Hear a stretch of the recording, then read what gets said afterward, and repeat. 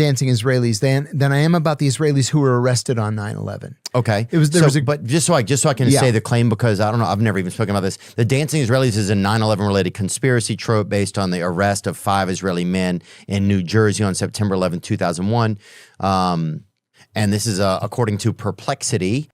And it was some guys, I think they were on a building top and they were kind of dancing like around a high-fiving each other. Yeah, a bread truck or something as you can see the towers in the distance. A New Jersey woman reported 5 men near a van overlooking Manhattan who appeared to be celebrating and taking photos as the Twin Towers burned. Police later stopped a suspicious van and detained 5 Israeli citizens.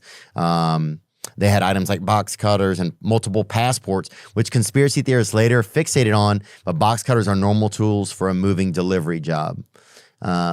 They were happy because they knew exactly what was going to happen, that we would have to enter the war, we would attack Afghanistan, we would probably then, take a permanent position in the region, which is exactly what happened. Right. That's why they were dancing. They were happy. 9/11 is a good thing for Israel.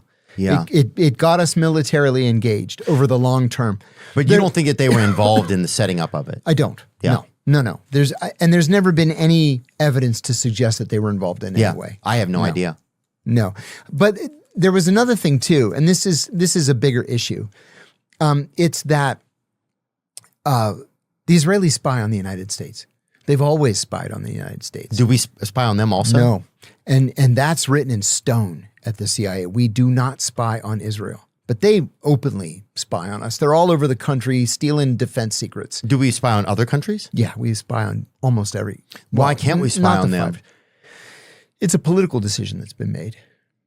Yeah, a political decision in the White House, on Capitol Hill. Sometimes it just feels like our country is just kind of owned by Israel and they just don't say that. Do you think that that's true, or do you think that's fictional? Well, I don't think it's so clear cut. I think the truth is that the Israelis have inordinate political influence in the United States, especially in our elections. Yeah. Well, they just had that election with Thomas Massie that exactly. That's the best example. That got overtaken. What happened with that election? Let's bring it up. I mean, I know that Thomas lost, but it was the largest. Yeah, $35 million was spent. The American Israel Public Affairs Committee, or AIPAC, and other pro-Israel interest groups have uncorked over $9 million in a bid to unseat Republican Representative Thomas Massie on Tuesday, which they did in a competitive primary that has shattered spending records. Prominent pro-Israel GOP donors have funneled millions more into a super PAC stood up by President Donald Trump's political operation that has spent nearly $7 million on the race. Overall ad spending has topped $32 million, making it the most expensive House primary on record per tracking firm Ad Impact. Wow. For a job that pays $180,000 a year.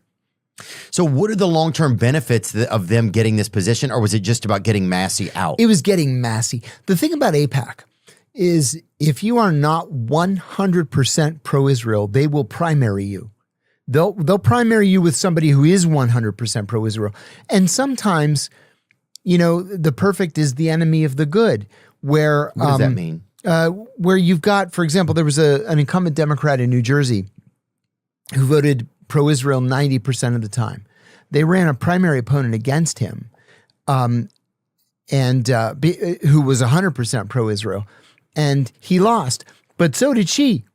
And the one that won was the one that's pro-Palestinian. Ah, I see. So sometimes by aiming for one, you might let another through. You end up hurting your own cause. Got it. Yeah. Yeah. Well, I can understand people's angst with this sort of thing. I mean, the biggest thing is just like if Israel is involved in a genocide, right? They're genociding people. Right. It's almost like, why would you let Nazi Germany invest in your people who are going to be running congressmen or senators in your country? It's crazy. I don't see how there's not a law. Like, why isn't there a law if a country's doing like a Holocaust or like a genocide, that they're not allowed to invest in, that they're not allowed to have a lobby in our elections? See, was there ever a law about that? No.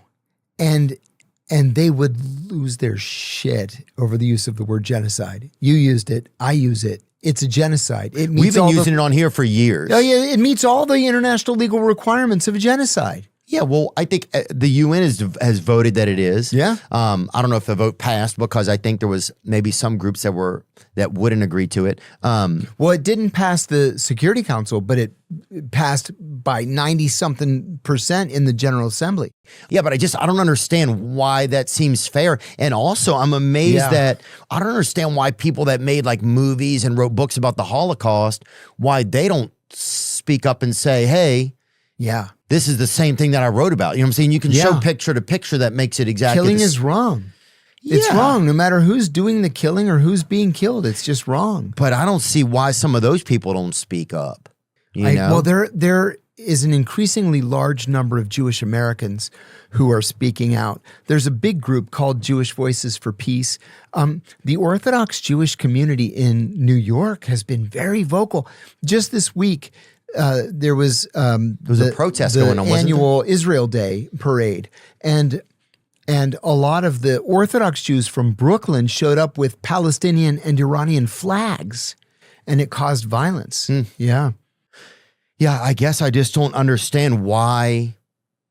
What is America afraid of? Like what have you seen like in the CIA? Because it does. You hear a lot that that the Israeli influence like has taken over our CIA and our FBI. Do you think that that's true or not? Well, I can't speak to the FBI, and my CIA information is dated. I left the CIA more than 20 years ago, but when I was there, we kept the Israelis at arm's length, like seriously so. The very first liaison intelligence briefing I ever gave was to the Israelis. I had been only on the job 6 weeks, and my boss said, listen, you're going to give a liaison briefing. It's going to be a whole big group of people. So you're going to be the last one to talk because you're the most junior, but you need to know some of the ground rules. He said, we do not meet with the Israelis in the building. We used to, but every time they'd come, they'd bring us gifts.